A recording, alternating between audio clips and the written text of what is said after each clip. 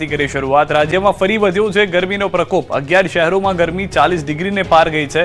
43.7 degree સાથે અમદાવાદ સૌથી ગરમ શહેર રહ્યું છે। કંડલા એરપોર્ટ પર 43.2 ડિગ્રી તાપમાન, અમરેલી 43.1 ડિગ્રી, રાજકોટમાં 43 ડિગ્રી, સુરેન્દ્રનગરમાં 42.8, ગાંધીનગરમાં 42.3 ડિગ્રી, વલ્લભ વિદ્યાનગરમાં 41.6 ડિગ્રી તાપમાન, ડીસામાં 41.4, ભુજમાં 40.8 ડિગ્રી તાપમાન, ભાવનગરમાં 40.2 અને વડોદરામાં 40.2 ડિગ્રી તાપમાન નોંધાયું છે।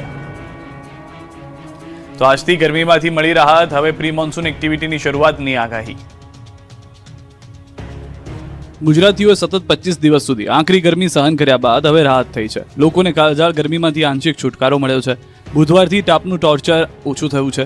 44 ડિગ્રીએ પહોંચેલો પારો શાંત થયો અને 40 થી 41 ડિગ્રી વચ્ચે રહ્યો। હવામાન વિભાગે પણ આગાહી કરી છે કે હવે 7 દિવસ સુધી ગરમીમાં કોઈ વધારો થશે નહીં। મોટાભાગના વિસ્તારોમાં 40 ડિગ્રી આસપાસ તાપમાન રહેવાનું અનુમાન છે।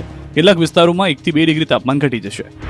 तापमान में परिवर्तन होगा, वो 1 से 2 डिग्री के अंदर में ही होगा, लेकिन थोड़ा फॉलिंग ट्रेंड रहेगा, ग्रेजुअल फॉल रहने का संभावना रहेगा। कुछ एक स्थानों में जो अधिकतम तापमान है 40 डिग्री सेंटीग्रेड के आसपास रहने का भी संभावना रहेगा।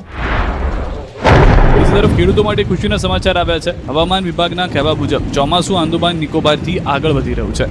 હાલ આંદામાન નિકોબારના ભાગોમાં સક્રિય છે મોન્સૂન। 26 મીએ કેરળમાં પહોંચશે તેવું પૂર્વાનુમાન છે।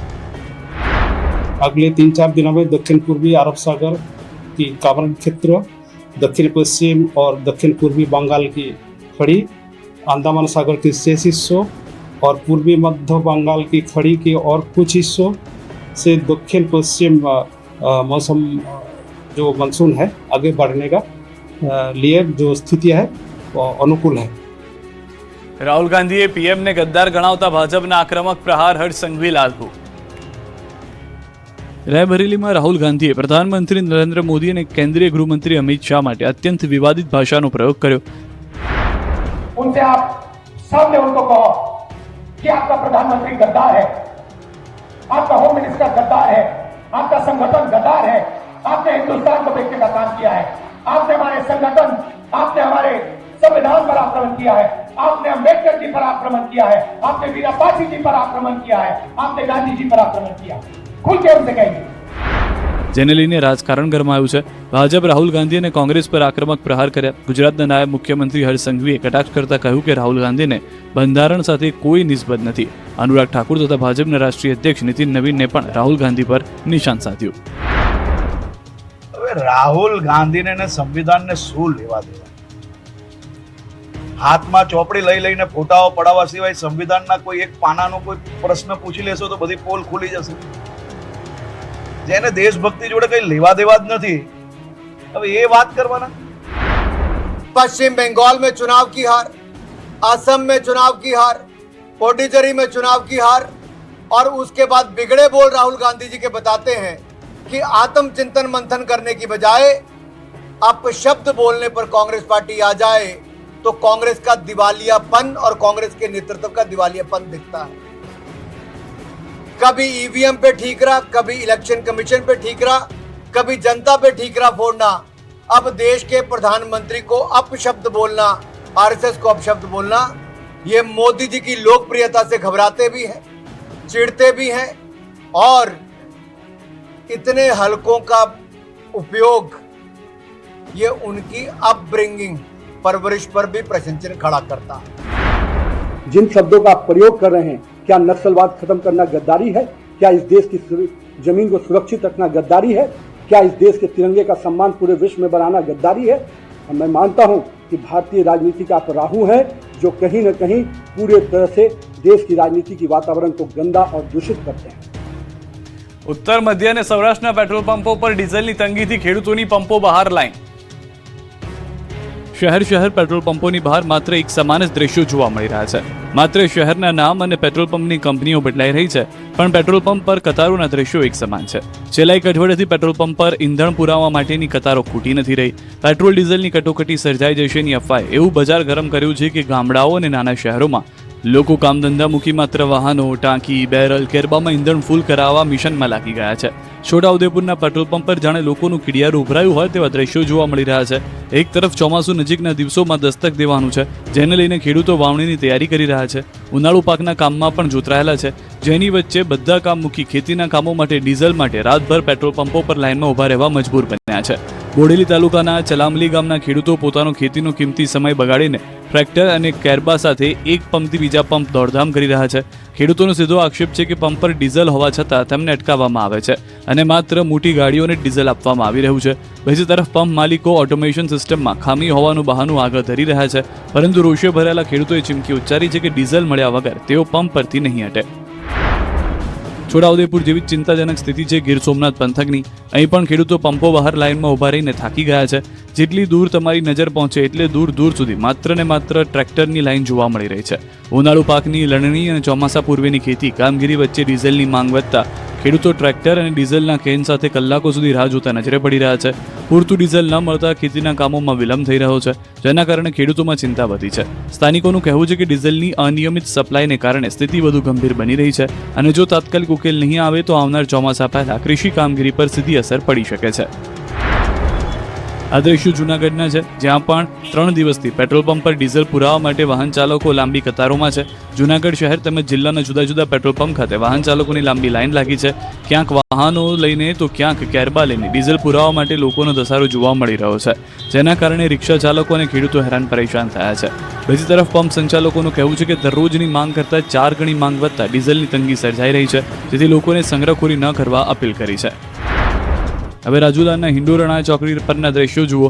અહીં પણ ડીઝલ ભરાવા માટે પડાપડી થઈ રહી છે. લાઈન એટલી લાંબી લાગી ગઈ કે હિંડોરણા ચોકડી સુધીના વાહનો પહોંચી જતા ટ્રાફિક જામ થઈ ગયો. રાજુલા શહેરનો મુખ્ય માર્ગ તેમજ રાજુલા રાજકોટ બાયપાસ જવા માટેનો રસ્તો બંધ થઈ ગયો.